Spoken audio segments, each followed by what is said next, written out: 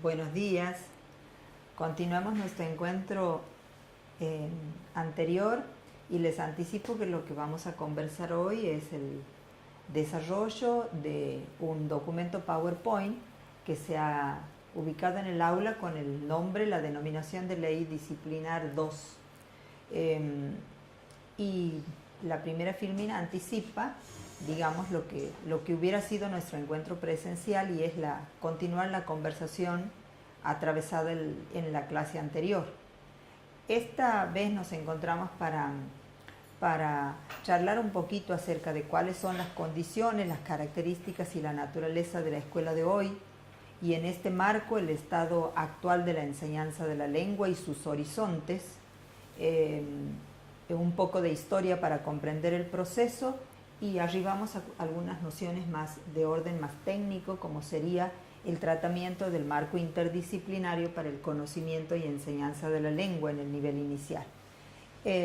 Finalmente, intentamos apoyar la elaboración del parcial integrador, tratando y desarrollando nociones acerca del proyecto institucional de lengua y las estrategias didácticas en la enseñanza de esta disciplina. El proyecto, la secuencia didáctica y la unidad didáctica. Intentamos conversar un poquito acerca de esto. Entonces, planteándonos la cuestión de cómo están nuestras escuelas hoy, vamos a hacer un recorte arbitrario y concentrarnos solamente en tratar de reflexionar cuáles son los nuevos saberes que atraviesan la experiencia escolar. Ustedes seguramente tienen un panorama más completo por su circulación en el aula de cuáles son los nuevos saberes que atraviesan la infancia y que en comparación con su infancia personal son completamente innovadores. No los vamos a detallar, los tenemos muy rápidamente al alcance de la memoria. Lo que nos interesa plantear a modo de reflexión es cuánto ha cambiado la escuela en el último ciclo y cuánto las nociones de infancia que el conocimiento pedagógico, psicológico ha aportado sobre las infancias hoy y sus cambios. Y si es posible pensar en este marco de complejidad propia de la cultura, en el contexto en el que nos toca trabajar,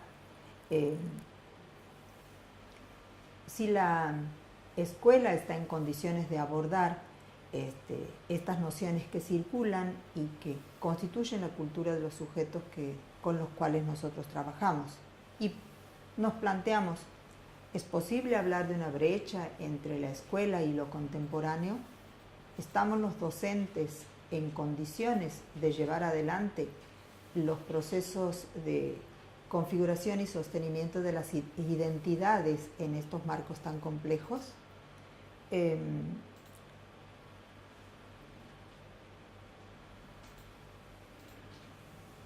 Tantas son las nociones y su complejización que algunos autores hablan acerca hasta de un nuevo concepto de tecnología en un sentido, digamos, menos pragmático que la tecnología como noción ligada a lo material. Tecnología en relación a informática o tecnología en relación a la construcción de elementos materiales. Se habla de una suerte de tecnología simbólica que atraviesa y organiza nuestro mundo, porque nosotros, si tecnología es una red de relaciones complejas y heterogéneas entre elementos dispares que logran, merced a estas relaciones, estabilizarse en formas particulares y que combinan lo técnico y lo material con relaciones de fuerza, imaginarios, estrategias políticas, podríamos hablar de que estamos nosotros, digamos, siendo parte de esa red compleja que hasta puede evidenciarse en la escuela en una forma particular de tecnología.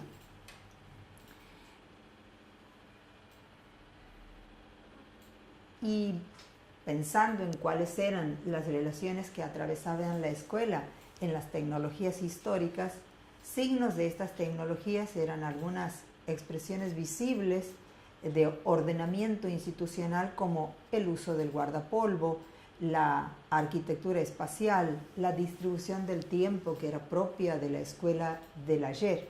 A diferencia de estas nociones, las tecnologías que impactan hoy en la escuela, fuera de lo físico, lo material, están estas nuevas ideas de conocimiento que atraviesa la humanidad y que se acercan al niño o con las que el niño tiene contacto.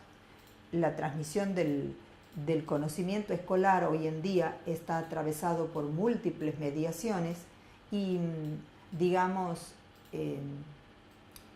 mediaciones que están sostenidas desde la organización de nuestra sociedad, el acceso a esos bienes culturales que el niño tiene según el contexto del cual provenga.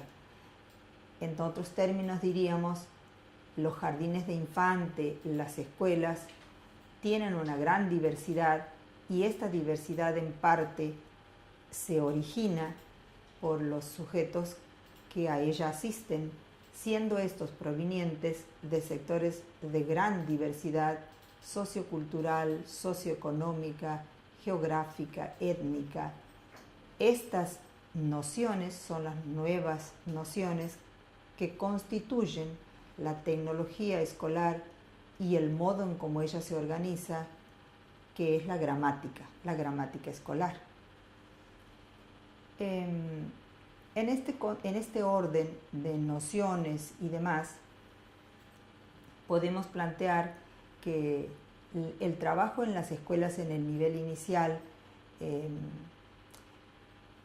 digamos, tiene un compromiso de gran complejidad y que demanda, digamos, el involucramiento de los sujetos que circulan los espacios escolares, siendo la responsabilidad más fuerte desde lo ético y desde lo social, desde lo cívico, la responsabilidad del docente, quien debe intervenir en orden de una distribución equitativa e igualitaria de los bienes culturales que transmite la escuela. En este contexto, lo que a nosotros nos interesa analizar es el estado de la enseñanza de la lengua en el momento. Para situarnos y para ubicarnos en esta problemática es necesario mencionar, aun cuando sea de modo muy soslayado, la necesaria formación profesional que le demanda al docente el intervenir en las prácticas de transmisión de la alfabetización en sus tramos iniciales. Un docente preparado para alfabetizar es un docente a quien se le demanda una formación específica nutrida y que pueda asumir que el abordaje de la enseñanza de la lengua implica el conocimiento interdisciplinar necesario. Las disciplinas que coadyuvan al estudio y al análisis de la lengua como objeto cultural son la lingüística del texto, la sociolingüística, la psicolingüística, la pragmática, que le permiten, detengámonos un poquito en esto, cuyos campos de estudio están suficientemente abordados en el módulo propio del taller y en este documento Power hay algunos detalles que con lectura rápida nos permiten ubicarnos en cuál es el campo específico de cada una de estas disciplinas. Decía que este enfoque interdisciplinario del abordaje de la lengua nos acerca a, digamos, clarificar conceptos y nociones de, digamos, elementos constitutivos del área, como son las nociones del lenguaje, lengua, habla, en cuanto a vías y expresiones posibles del lenguaje y de que por ende deben ser trabajadas técnicamente en el aula.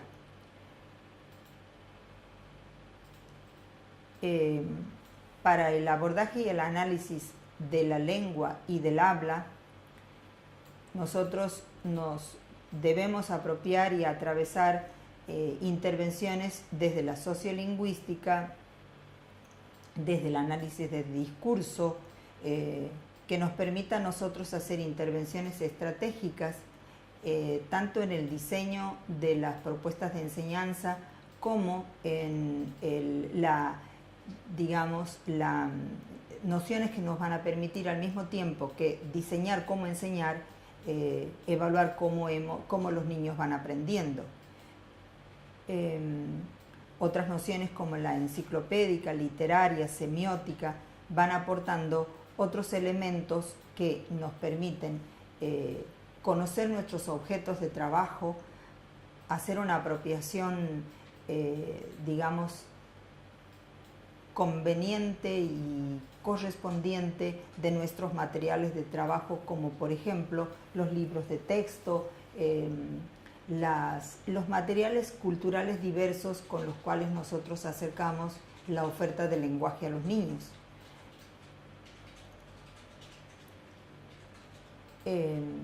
Pero, ¿qué están en condiciones de aprender nuestros niños en el nivel inicial?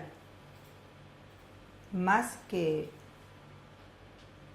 digamos, nociones unívocas, nosotros tenemos los aportes propios de la psicolingüística y de la sociolingüística que nos dan el panorama del sujeto en esta edad, y es que nos dejan algunas nociones claras dentro, como digo, de la gran diversidad de nuestros universos escolares, que los niños distinguen distintos tipos textuales, si estos tipos textuales están adecuados a su capacidad intelectual, que no se enseña a leer y a escribir sino en situación comunicativa, narrando, contando, describiendo, argumentando, que hay que conducir al niño a situaciones comunicativas que provoquen actuaciones verbales que despierten objetivos comunicativos, y que lo que se espera también es que se ha de trabajar con textos diversos motivando el interés, textos sociales auténticos que respondan a finalidades sociales y personales. Estos señalamientos, que más de ser recomendaciones, constituyen algunos planteamientos y punteos teóricos, tienen que ver con el hecho de que la adquisición del lenguaje y la constitución del sujeto como un sujeto hablante y usuario válido de su lengua tiene que ver con el hecho de que se aprende a hablar en contacto con lo social, se aprende a hablar con otros sujetos. Del mismo modo, se aprende a leer y escribir con otros sujetos y conformando un ambiente alfabetizador en el que se ofrezca y se ponga a vista del chico, del niño, una oferta variada de textualidad diversa, y que se propicien ambientes en donde la comunicación se lleve adelante de modo, digamos, dinámico, articulado, interactivo, inteligente, con, digamos, un uso apropiado de los componentes del lenguaje, que, digamos, atraviesen las vías de expresión de la lengua, la oralidad y la escritura. Es decir, que estas demandas que se plantean desde lo teórico en el orden del abordaje de la lengua como un campo interdisciplinario, ponen al maestro también en la necesidad de tener la noción clara de que las intervenciones en el aula no pueden ser producto de la espontaneidad y de la, digamos, de la espontaneidad por usar una expresión apropiada.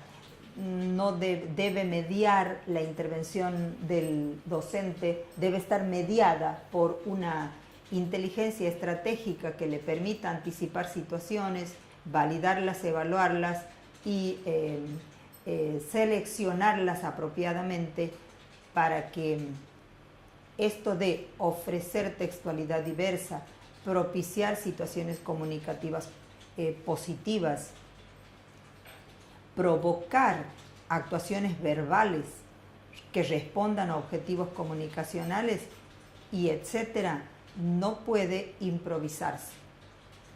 No puede improvisarse. En este sentido, nosotros lo que sostenemos es que no hay un aprendizaje escolar que no esté relacionado necesariamente con una inteligencia que le dé sentido y le marque horizonte.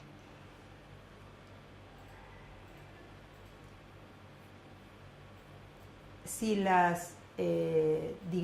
los campos de la alfabetización inicial comprometen la adquisición de la lectura y la escritura, el docente debe estar munido de teorías que lo hayan informado acerca de, por ejemplo, cuáles son los constituyentes del proceso lector, cuáles son los constituyentes del proceso escritural.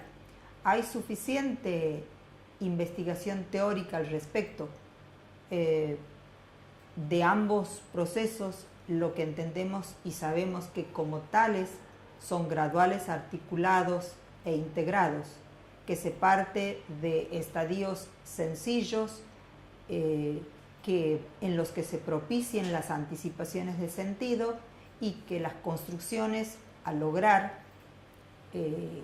sigan una evolución de complejidad de menor a mayor. Si hablamos de la lectura en particular, debemos tomar en cuenta que el proceso lector atraviesa necesariamente 3 etapas: una etapa de prelectura, una de lectura y un tercer momento de poslectura, que en realidad estos 3 momentos,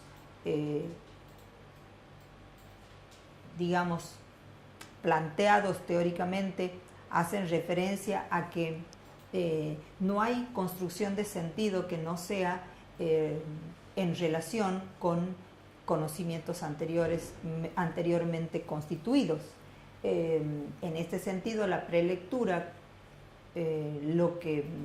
su función, consiste en anticipar nociones que un texto despliega después en su desarrollo. La anticipación de los sentidos inmanentes en el texto y que son develados en el momento de la lectura misma y que pueden ser anticipados con la intervención adecuada del maestro, pueden desplegarse en actos de exploración del objeto textual del libro, en apropiación de los sentidos latentes en imágenes y en relaciones que el maestro con intervenciones adecuadas haga. ¿Qué estamos diciendo?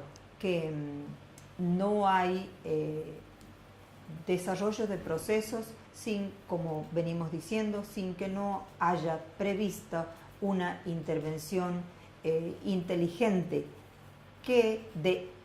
intervención didáctica inteligente que pueda prevenir, anticipar y planificar, porque como sostén de base de este diseño de acciones posibles está la formación y la claridad de las nociones teóricas del docente.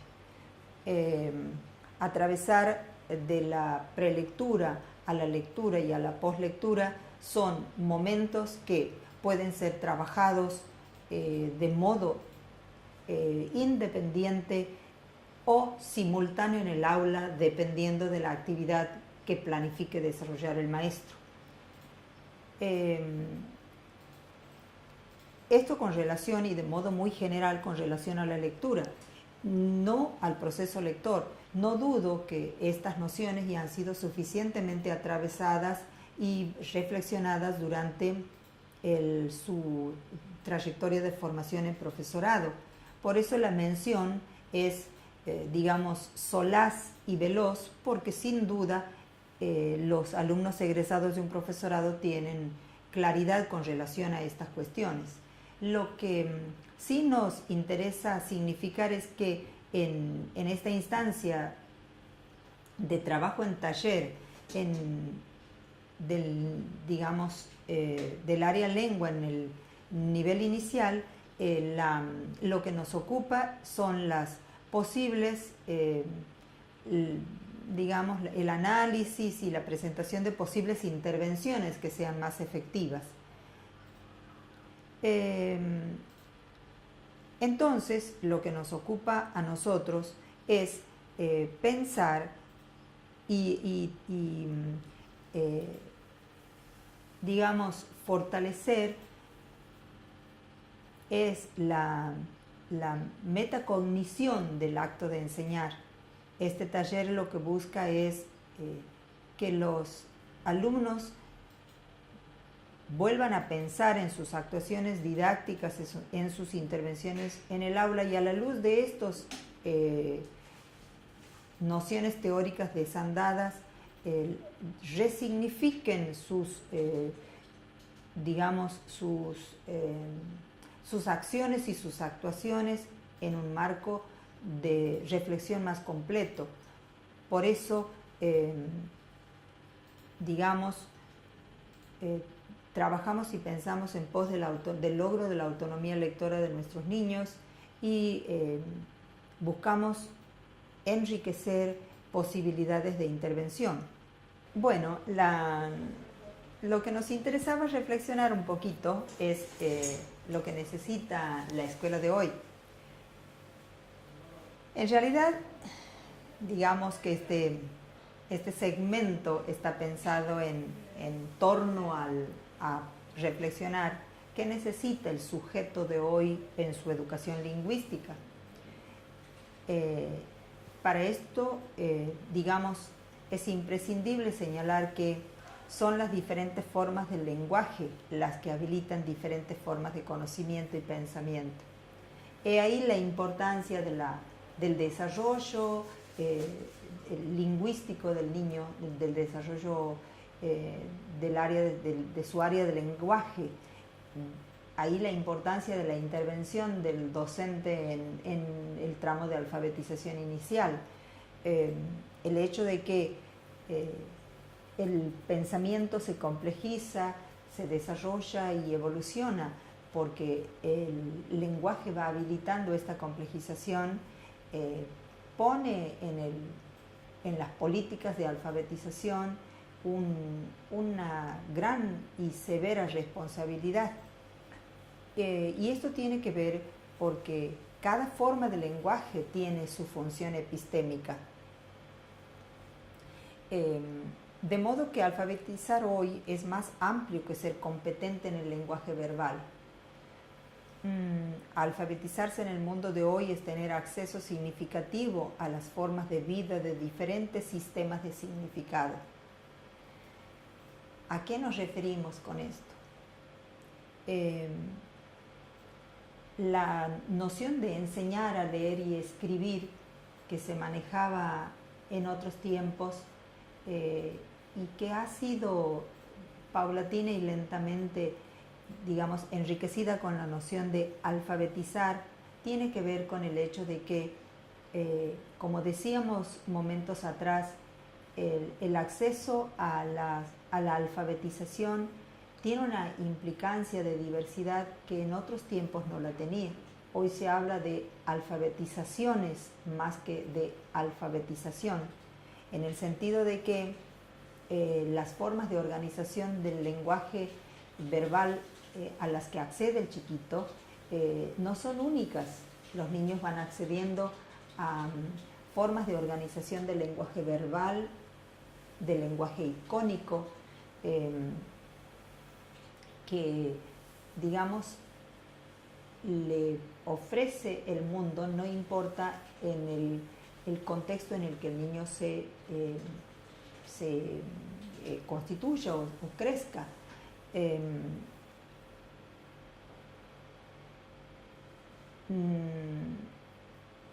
Por eso la idea de que alfabetizar hoy es más amplio que ser competente en el lenguaje verbal. ¿En qué sentido? Si sería como decir en términos muy sencillos que aprender a hablar, aprender a leer y escribir en su recorte más básico no, digamos, no tiene igual de implicancia con relación a desarrollo de pensamiento complejo. ¿Cómo diríamos? Hablar, leer, escribir como nociones básicas, sin duda se enriquecen en contacto con otras formas de alfabetización y con acceso a formas organizativas que ofrece la cultura y con las que el niño entra en contacto. Un niño de hoy, como oferta textual, con mucha suerte podrá tener cerca libros como objetos textuales, pero en realidad antes que el niño acceda al libro como un objeto textual, el niño accedió en la vida social a una gran multiplicidad de, digamos, ofertas textuales en imágenes, en imágenes visuales, auditivas, ofertas textuales que están ligadas en su mayoría, diría yo, al consumo y por ende digamos, a tener en vista y en cercanía bienes culturales cuya comprensión debe ser, digamos, planteada analíticamente. Los niños, se dice con gran certeza que los niños hoy son otros sujetos de consumo, de modo que la alfabetización es digamos, una aspiración mucho más compleja que el hecho de leer y escribir. A esto nos referimos con que alfabetizar hoy es más amplio que ser competente en el lenguaje verbal. Circulan en nuestro entorno diversos sistemas de significado que tienen que ver con bienes materiales, bienes culturales, y los sujetos accedemos a ellos, digamos, en una relación no siempre equitativa e igualitaria. No solo si nos referimos a los bienes culturales, sino también a los bienes materiales. Digamos que la alfabetización en su sentido más amplio nos acerca a la comprensión del mundo más que a la comprensión solamente del lenguaje verbal.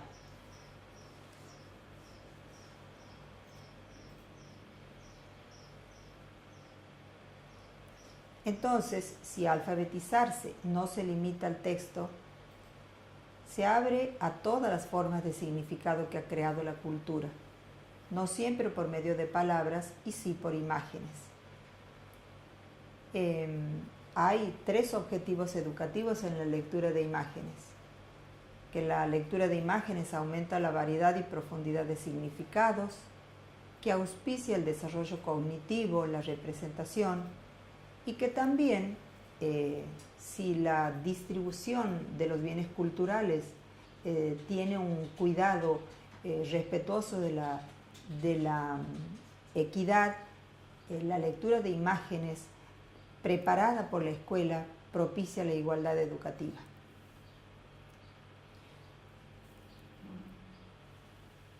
En este sentido,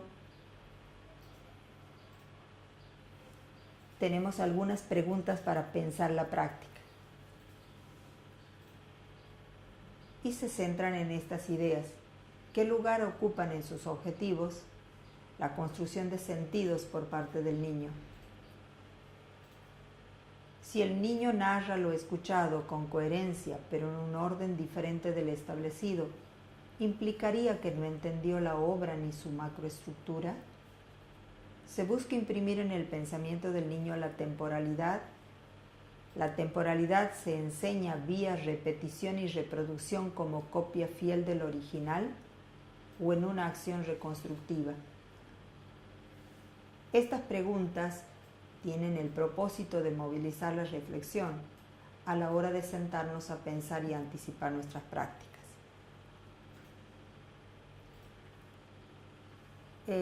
Ya llegando al último segmento, y es el segmento digamos, dedicado o concentrado en la didáctica, en la enseñanza de la lengua, lo primero que vamos a presentar es, digamos, un diseño posible del proyecto institucional de lengua.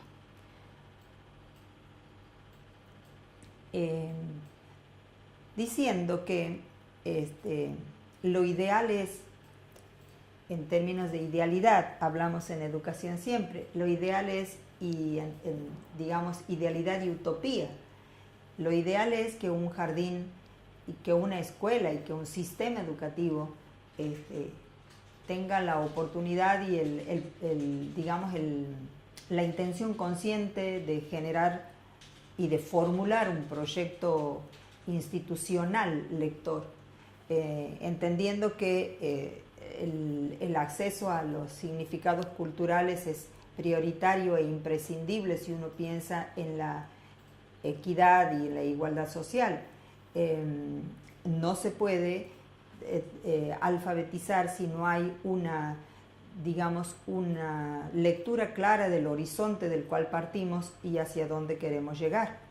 Y por ende, entonces, el proyecto institucional de lengua plantearía el atravesamiento de los momentos necesarios para que los niños, en su edad específica y en el nivel que nos ocupa, hagan las adquisiciones necesarias para constituirse en escritores y lectores autónomos a su tiempo.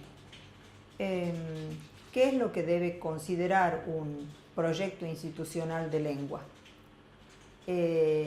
Un proyecto institucional de lengua se asienta sobre 3 pilares fundamentales.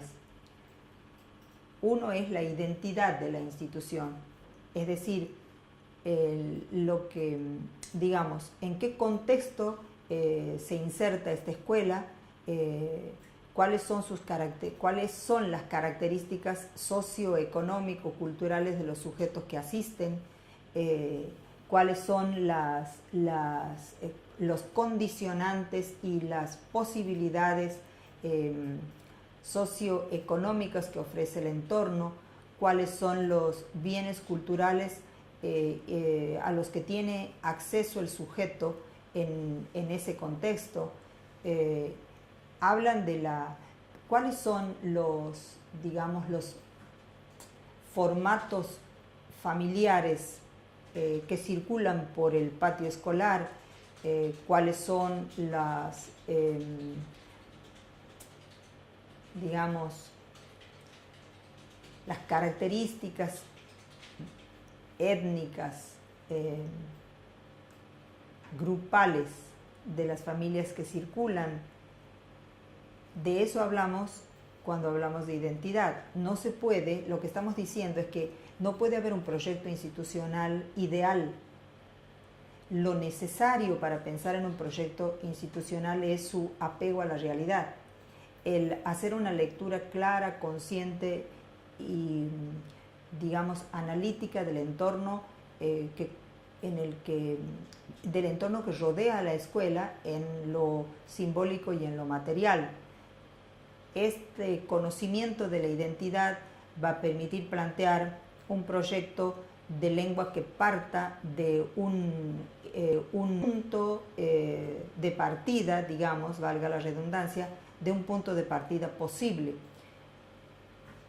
Digamos, dicho en otros términos, las condiciones de posibilidad de un proyecto parten de esta asunción de la realidad que es la escuela, el estado de situación de los sujetos que a ella asisten y digamos, el norte formativo, alfabetizador que la escuela se plantee. Entonces, saber quiénes somos, cómo estamos constituidos como institución, como unidad organizativa, para poder pensar qué queremos hacer con estos chicos. El pensar qué queremos hacer y qué se quiere lograr es el segundo pilar fundamental, y que es el planteo de los objetivos. Y un tercer pilar es con qué estructura organizativa contamos para poder desplegar este proyecto de acción. Con qué contamos implica quiénes formamos parte del proyecto, cómo queremos que funcione, qué racionalidad le damos a este plan de acción que tenga que ver, por ejemplo, con la distribución de los recursos humanos y de los recursos humanos, la distribución adecuada e inteligente de los tiempos, la distribución adecuada e inteligente de las responsabilidades, la distribución de las tareas,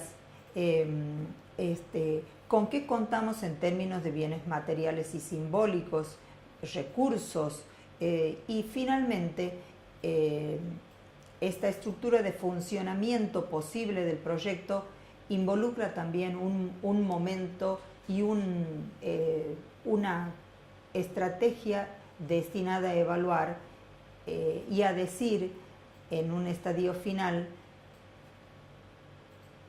inicial, medio e intermedio, qué vamos haciendo y si nos vamos acercando a lo que nos hemos propuesto. ¿Qué otras formas de organización didáctica tenemos en el aula? Porque el proyecto institucional de lengua en su nivel macro puede ser realizable si las acciones de intervención intermedias son debidamente planificadas. De qué manera nosotros, desde el aula y desde nuestra función, ayudamos y cooperamos en el desarrollo y el logro de los objetivos propuestos en el proyecto educativo institucional. Una de las formas de organización didáctica que más uso tiene y circulación tiene en el nivel inicial es la unidad didáctica. La unidad didáctica es una forma de organización de la tarea que tiene como finalidad que los niños conozcan un recorte significativo del ambiente.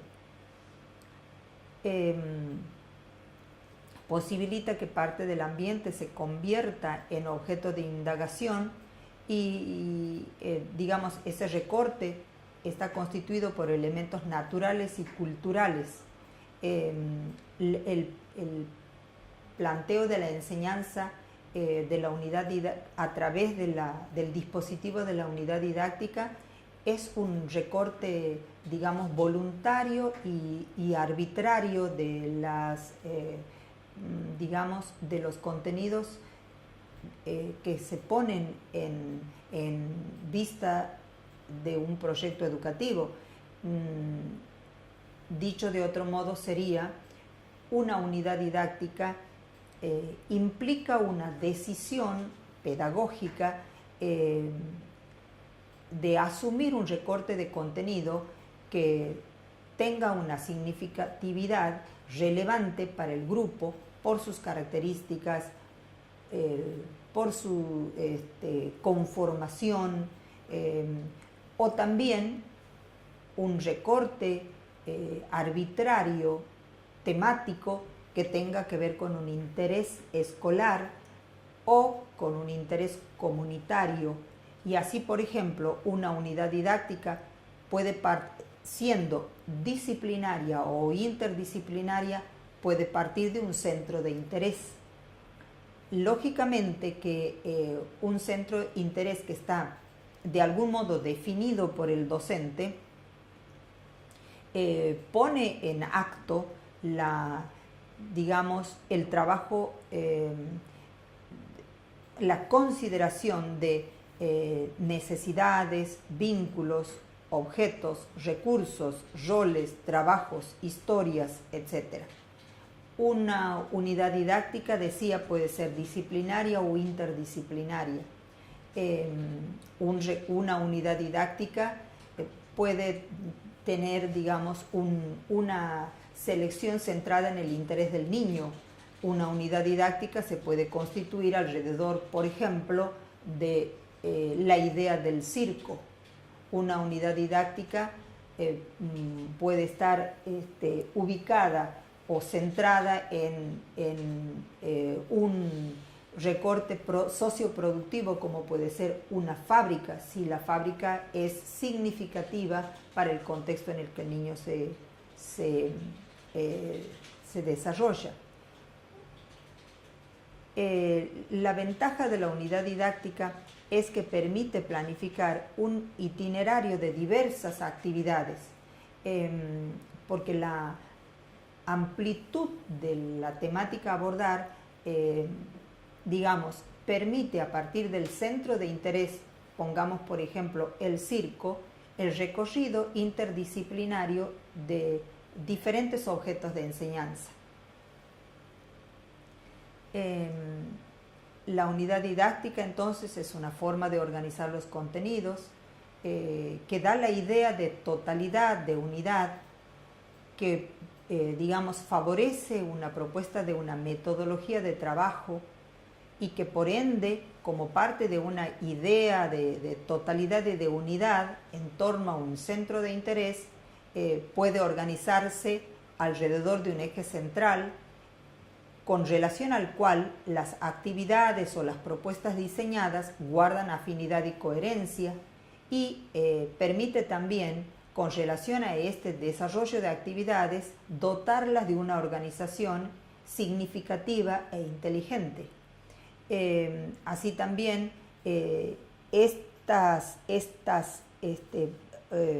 digamos, estas menciones favorecedoras de la unidad didáctica como dispositivo permite que las experiencias visualizadas como positivas se repliquen, se asocien con otras y generen reacciones tanto individuales en torno de los sujetos y su identidad y, reacciones individuales y colectivas, es decir, que favorezcan el crecimiento y el desarrollo grupal, en el orden de lograr el desarrollo de capacidades y de capacidades cognitivas, socioafectivas, integrales del niño. Otra forma de organización es el desarrollo de proyectos. Los proyectos también permiten trabajar determinados contenidos, pero en el marco de un determinado contexto que le da significación. Se ha pensado siempre en que los proyectos se generen alrededor o en torno de lo que se significa o se enuncia como un problema de resolución necesaria o de resolución posible,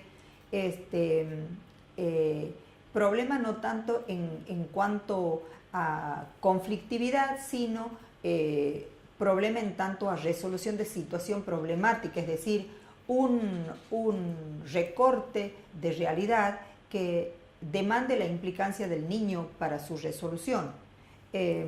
Por ejemplo, un proyecto puede realizarse en torno a una actividad de interés y a una digamos, a una serie de salidas posibles para desarrollar ese interés.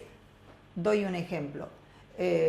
Podemos, por ejemplo, situar el desarrollo de un proyecto alrededor de un festejo, como puede ser el Día de la Familia, por poner un ejemplo, y el proyecto desanda la resolución de esa propuesta en actividades significativas y armadas en coherencia para el logro de ese propósito.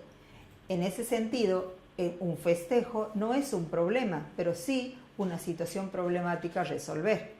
¿Qué favorecen los proyectos?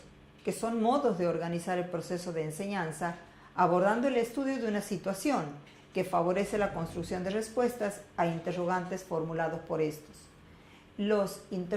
Convengamos en que los interrogantes que los niños se formulan y, digamos, formulan por sí mismos y con la intervención adecuada y estratégica del docente, son estas interrogaciones espontáneas y instigadas, son las que movilizan los procesos de construcción del conocimiento.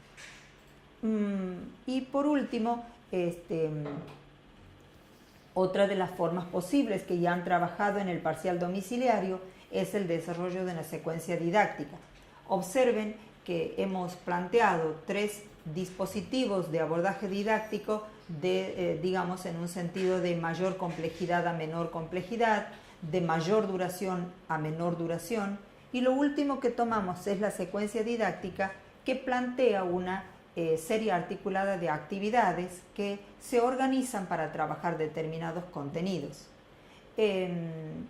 Digamos que una secuencia plantea una lógica interna que el docente plantea desde un sitio de cierta omnipotencia, porque es quien determina qué se enseña primero, qué se enseña luego y qué a posteriori.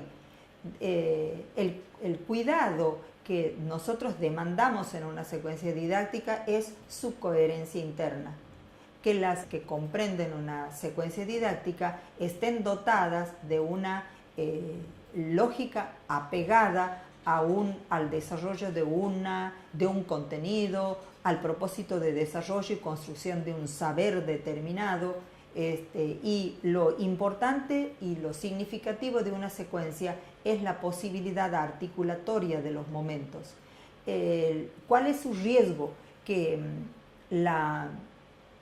los momentos que la constituyen desinteligentemente planteen una desarticulación.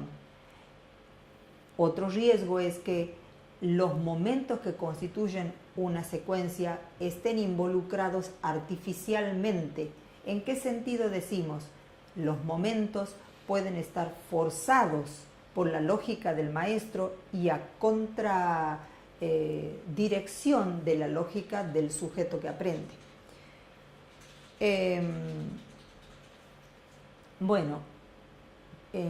Hemos hecho un rápido pasaje por una serie de nociones muy importantes. Esperamos haberles hecho llegar alguna claridad. He tratado de seguir la lógica que plantea el documento PowerPoint y he intentado en este momento de conversación con aquel otro lado silencioso de traducir el documento y de hacer llegar algunas otras ideas que le aporten claridad. El recorte, digamos, en el que nos concentramos en el parcial del parcial integrador, que también va a ser grupal, es, digamos, si en el domiciliario nosotros nos ajustamos a una mirada de planificación micro en la secuencia, en el parcial domiciliario nuestro movimiento es inverso. Solicitamos el desarrollo de una unidad didáctica o de un proyecto educativo, de un proyecto disciplinario o interdisciplinario. Así como miramos de mayor a menor en la secuencia, en el integrador vamos en de menor a mayor. Entonces, de menor a mayor complejidad, de menos a más amplio panorama. Espero yo preguntas o comentarios que pueden ser expresados en el foro de dudas, y ofrezco también a disposición de ustedes un momento de chat en el que podrían expresar de modo inmediato y en una conversación más fluida, aun cuando sea a través del teclado, sus dudas, sus comentarios, sus observaciones. Y con gusto yo voy a tratar de orientarlas lo mejor que pueda. Les agradezco el tiempo y espero conocerlas personalmente en algún otro momento.